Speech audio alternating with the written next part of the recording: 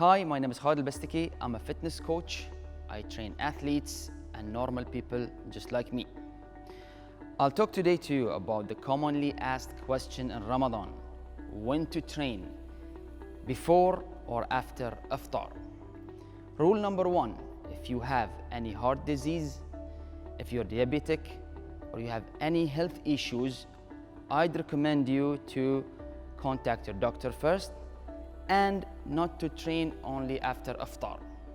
You need to have your food, your liquid, get energized, and then work out.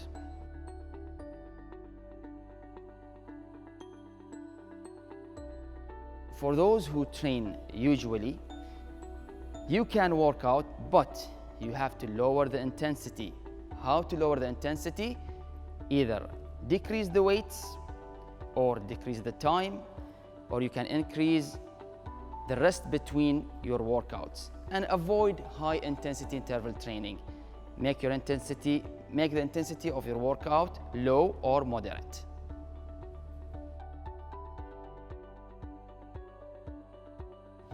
So let's not talk about athletes and focus on athletes. I'll talk to you about the normal people who just want to move and be active. People I deal with, they do three types of exercises: either high intensity interval training, or strength training, or endurance training. High intensity interval training, I would recommend you lower the intensity. Instead of high intensity, moderate intensity or low intensity, depending on you. How can I do that?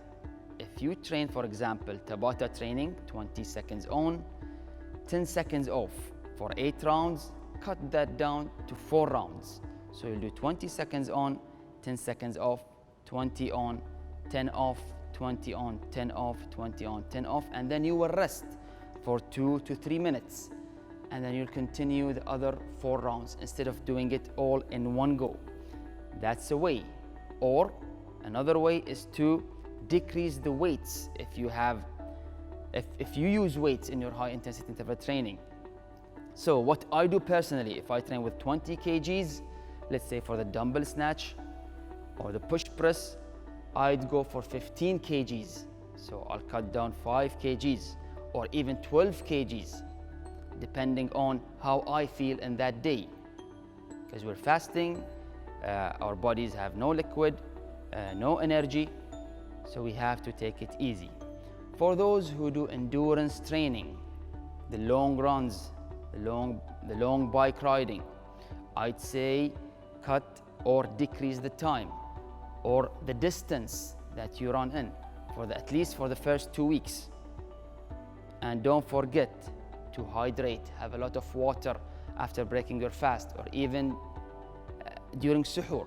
Have those fruits, let's say cucumber, bananas. These are very good.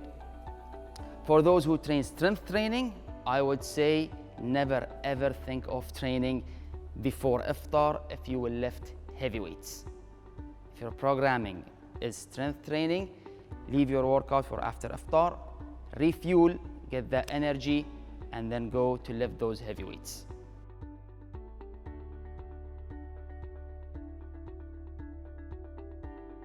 Food. What to have in Ramadan.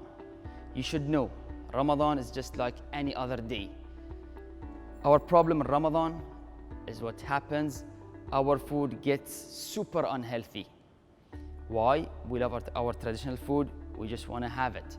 But try not to have that on a daily basis, especially the desserts in Ramadan. You can have one, twice a week, 3 times a week, but not too much. So control your quantity. Make sure your iftar, your suhoor, or any snack has the 3 important things that every meal should have: protein, good fat, good carbs.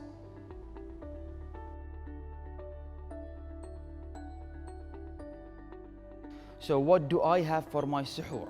I make sure to have a cup of milk, low-fat milk, a banana, this is a must. Sometimes I add cereals or granolas and fruit. Thank you for watching. That's it for today, and I'll see you next time, inshallah.